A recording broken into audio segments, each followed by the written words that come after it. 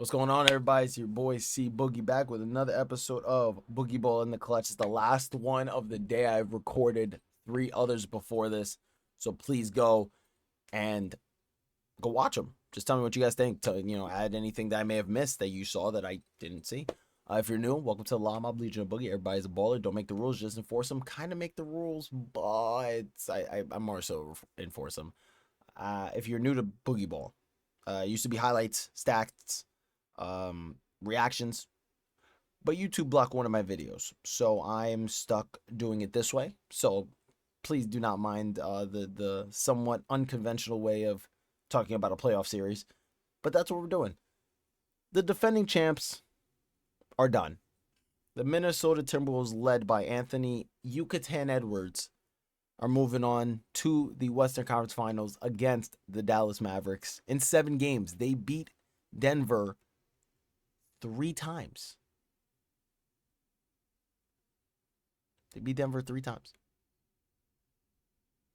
I ain't never seen someone beat Denver 3 times in Denver. That hasn't happened. Miami was the first person to get a home win against Denver in Denver. In the finals last year. They won 3. All they had to do was win 1 on their home floor. Crazy. It was just crazy. Looking at the season average, the series averages 98, 40, and 23 for the Nuggets. 103 damn near, 43 and 24 for the Timberwolves. I mean, just by the numbers alone, you can kind of tell scoring was the big thing here. Defensively, Minnesota's just absolutely great, and I think that Denver losing a couple of pieces played a very huge role. I think that that's like how I can kind of boil it down to a couple of glaring issues. And Anthony Edwards has just turned into freaking Dwayne Wade on his rookie contract, so there's that. Denver stealing both games on the road with 106 points each. Denver winning or stealing both of Minnesota's home games, our first 2 at least, with 117, 115 respectively. Denver goes back home, handles business, and then the Timberwolves say, oh yeah, y'all remember when y'all beat us before in your home court? Yeah, so we're not going to let this series end. We're going to embarrass you 115-70. And then it came down to Game 7. I believe it's one of the greatest, if not the greatest, Game 7 comeback of, if not all time, maybe the last 20, 25 years. Minnesota was down by as many as 20 going into the third quarter. And in the NBA, 20-point leads ain't safe. And Anthony Edwards and company took care of business. So Jokic almost averaging 30, a triple-double, 30, 11, and 8. And Edwards with 28, 5, and 6, damn near. Let's look at the chat. No, the chat. You hear me? The stats. Extra stats. Besides the points, rebounds, assists, 6 steals to Minnesota's 7. Both 5 blocks compared to Minnesota's 6. 13 turnovers compared to Minnesota's 12. 45.2% from the field goal, and Minnesota had 47. Both teams with 35.3 from the 3, which is interesting. And Denver 81 free throw percentage, 74.8 for the Timberwolves. I'm curious. See, it's one of those things that just really doesn't tell the story. Well, I mean, they both shot identical from the 3, so I think it was more so around the mid-range into the paint area where Minnesota was able to get 58.6% of their shots down compared to Denver's 57.4, which doesn't seem like a lot, but a lot of shots are put up in a game, and Minnesota took 9 extra and made 8 extra, so which is interesting there. Corner threes for Denver, 13-30 from that left corner, 9-19 from that short block. That little left block there. 19-50 from that right wing, not bad. And 12-30 is not bad from that corner. I'll take 40% from a 3 any day. But yeah, that top of the key and that left wing, not a big fan. And Minnesota necessarily didn't shoot the 3 ball well either. But they made them when they mattered. Remember we talked about timely shots. They made timely buckets. And defensively, like I said, this team is built to play both ends of the basketball, where Denver kind of lacks with, losses like, Jeff Green played a huge role. Bruce Brown played a huge role. So I just kind of want to go through here. Aaron Gordon actually had a pretty decent series. Especially shooting the basketball. I mean, the numbers don't lie, guys. But yeah, obviously his bread and butter is around the rim. But for him to be able to shoot from the corner at a pretty decent clip, um, hit a couple when they needed him the most. I mean, you got to give credit. Christian, this makes sense. He didn't necessarily impact the offense. He's not necessarily an offensive player. He's there to kind of get, hard nosed defensively. Andre Jordan, no. Some of these guys didn't really play. Jamal didn't have a great 3-point shooting series. I could say that for a fact. He did hit a crazy half court shot in was it game 5? I believe it was game 5, if I'm not mistaken. Un momento. Yeah, it was.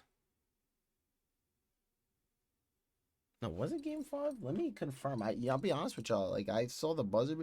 The series happened so quick where I don't even remember.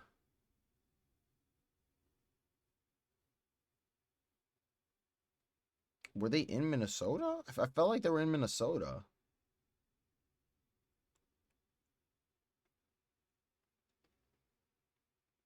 They were in Minnesota. Was this game? What game was this? Was this game 4?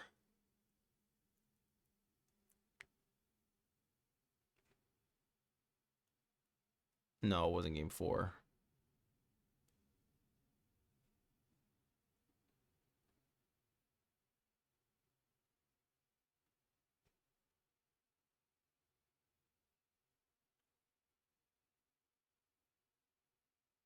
It was game 4. Oh, no, it was game 4. Okay. Now I was about to say, I was like, bro, yeah, no, this is when Denver kind of took over the series. And yeah, no, it became very apparent that Denver was getting back in the championship form. And yeah, Jamal went crazy and hit this crazy buzzer beater and kind of just gave him a lot of momentum, because momentum is a big thing in sports. Forget about just basketball, sports. So yeah, he did everything he could, but didn't have the greatest shooting series. At least I would say. And that's just looking outside in. Justin Holiday,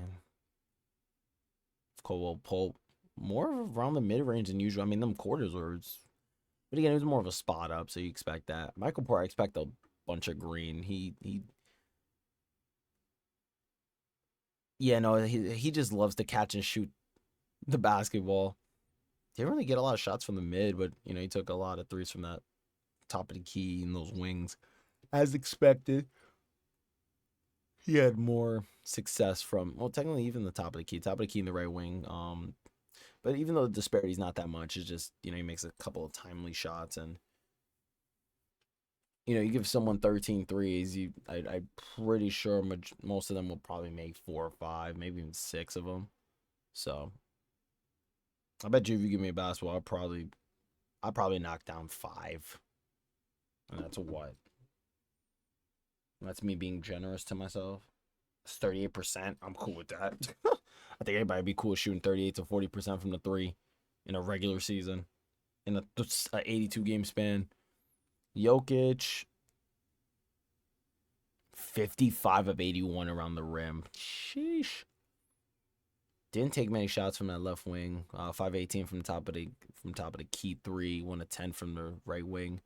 Yeah, he missed a few in game 7 that he would have liked. They rolled out. 3 or 4 from that short left block though. Cam Watson, not a lot. Reggie Jackson didn't really take a lot of shots. Reggie Jackson didn't seem like as a factor as he normally is, or has he been the last few years in the playoffs? I feel like that's fair. And Najee didn't really do too much. And I'm curious to see this. Not too much red. He that top of the key was not his friend. I'll be honest with y'all. He was not hitting those. He was hitting the wings though. So 5 of 14, 9 of 17 from that left wing, 3 or 4 from that left corner, 4 or 6 from that short right block, and 37 of 57 around the rim. Not bad considering Ant Edwards is a slasher. He got to the dotted circle, 6 of 13, 205 from that right elbow. It wasn't too bad for Ant Edwards, honestly. Jay McDaniels, he was more. I'm curious to see. Yeah, that makes sense. Again, he was more of a spotter, but he also got to the rim. You know, he did cut. He did cut. He did get a lot of really good looks. Again, when you have guys around you that require more attention, you find a way to kind of get to the rim, easy looks, find holes in the defense. Jordan didn't play too much that I saw. No, Cat loved that right side. He loved it. 6 and 9 from that right block, that left block. 24-43 from the paint. But he loves the pick and pop on the top of the key. He really does. And if he's open in the corner, I feel like he's done. I feel like Cat's gotten better off of catch and shoot, and he's created a lot more shots for himself. He's put the ball on the floor, and he's been able to get to the rim. And I think he's done a great job. But it looks like that right side, he loves that right side, even in the mid range area. Even though he didn't take shots from here, which is crazy. You think, but again, they have zones, so you kind of look and see what's going on there. Anderson, I didn't really. He played a little bit until he didn't. Garza didn't play too much either. Conley didn't play one of these games, which kind of hurt the Timberwolves, but they won the series. So, but he hit again. Numbers don't. I mean, from the three, Mike Conley played very well. It seemed like for me as I was watching the game, and again the game went kind of quick. At times, Conley was more so there to guard the basketball. He was there to really cement the Timberwolves as one of the league's premier defenses this year. And I think that was his job. But when he got a big shot to hit or a big shot to take, he'll hit him, and he did. And his veteran presence is showing. It's not the first time he's been in a playoff series, nor will it be his last. Monte Morris, wow, look at that. Loved the middle of the court. Just loved it. Naz Reid, exceptional game 7. I would say that arguably he was the MVP besides Ant Edwards. Naz Reid played such a huge role in the comeback. He's a sixth man for the reason that is presented to us, especially in game 7 in Denver when the crowd was the loudest. 3 of 7 and 3 of 6 from the left and right wings. 20 of 34 from the paint, not bad. Alexander Walker, 4 of 8, 5 of 15, 1 of 1, 1 of 2, 2 of 6. Everyone's been a kind of a big fan of Alexander Walker. I think he brings a very fun piece to the Timberwolves. He can kind of defend the basketball at a decent rate, especially when you're one of the best defensive teams. You're going to have guys out there who can kind of defend the basketball a little bit. He can get hot pretty much like everyone else, but is a certain type of vibe when you do it with someone like Anthony Edwards when things just can't go wrong.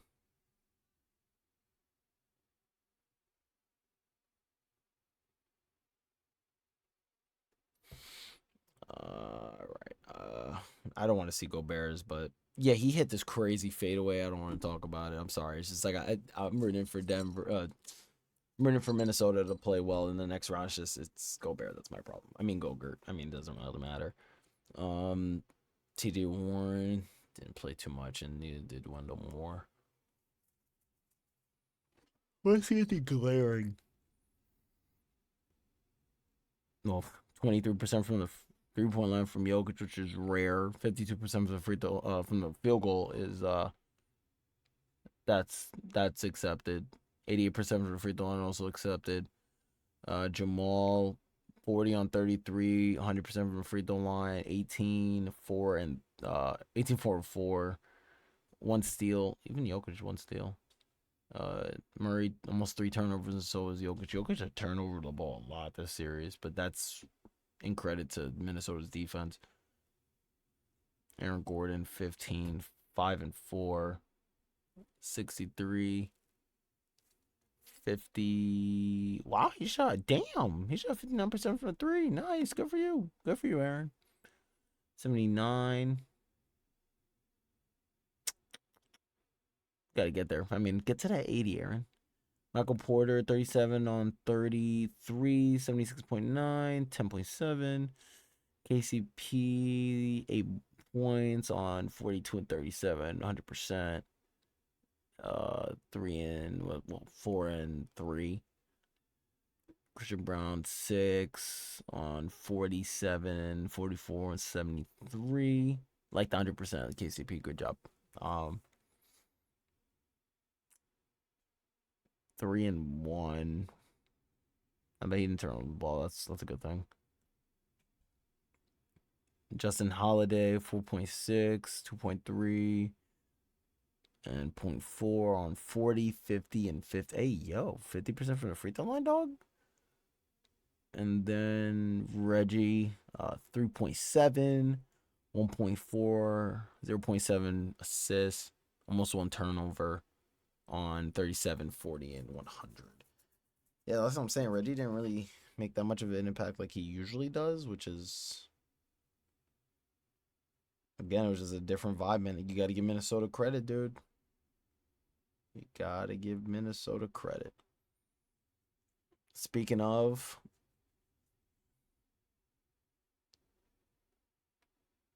yeah, I'm gonna look at the guys that really got to play all 7 because those are the ones. And Rudy didn't play one game, but I gotta give him shout out to he's a proud father now, so I gotta give him credit there. Gotta show him love there. And Edwards, like I said, he shot 50 and 30, almost 38. I'll take that. 37, I'll take that. 37 and 40, I'll take that. On almost 85% from the free throw line. Great.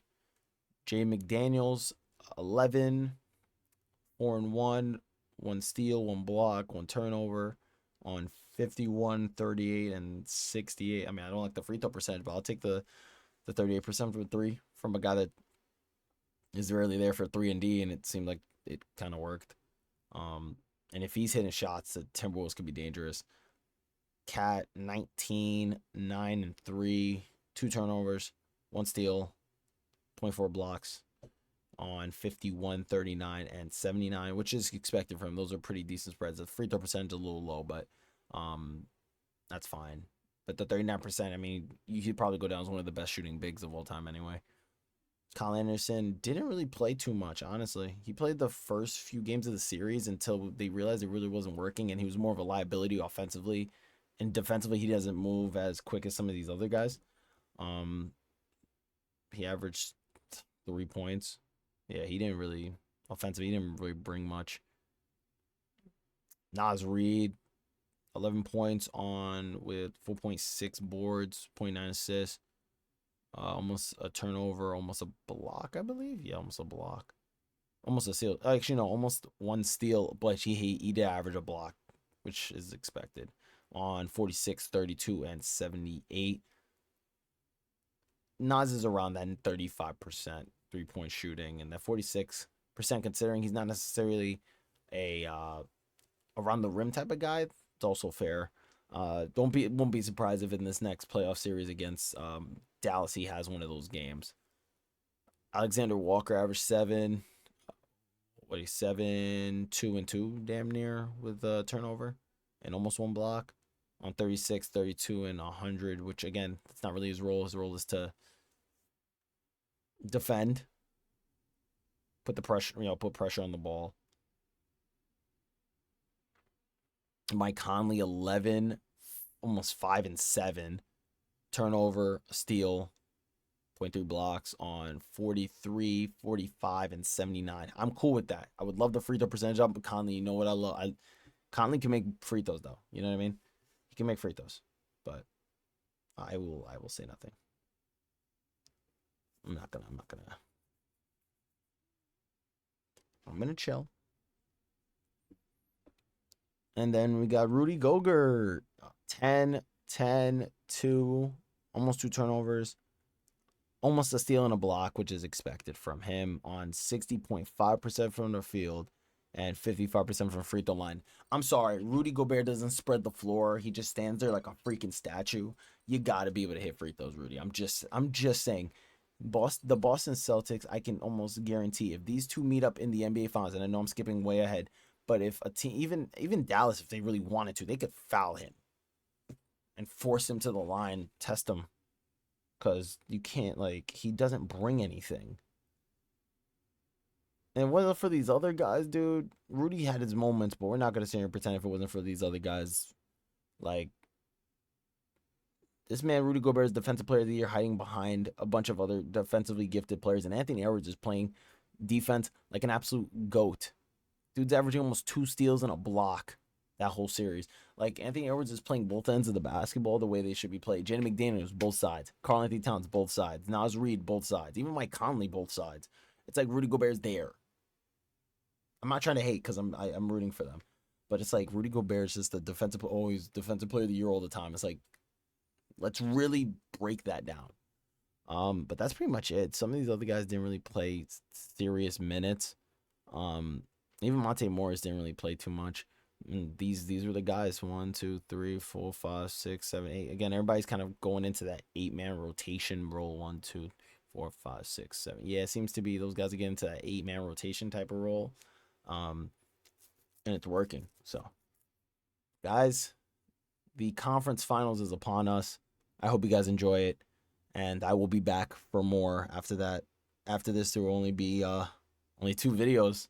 We've cut down from 8 to 4, and now from 4 we will have 2, and from 2 we will have 1 video to talk about the NBA Finals. We're almost there, but there's still plenty of basketball to be played, plenty of series games to be played, a lot of memories to be made, a lot of history to unfold beyond our very eyes. So, hope you guys enjoyed, and I will see you all in the next round. And as always, I'm going to bid you goodbye, good night, morning, good afternoon, depending on when you're watching. I'm out. Let's enjoy some more playoff basketball.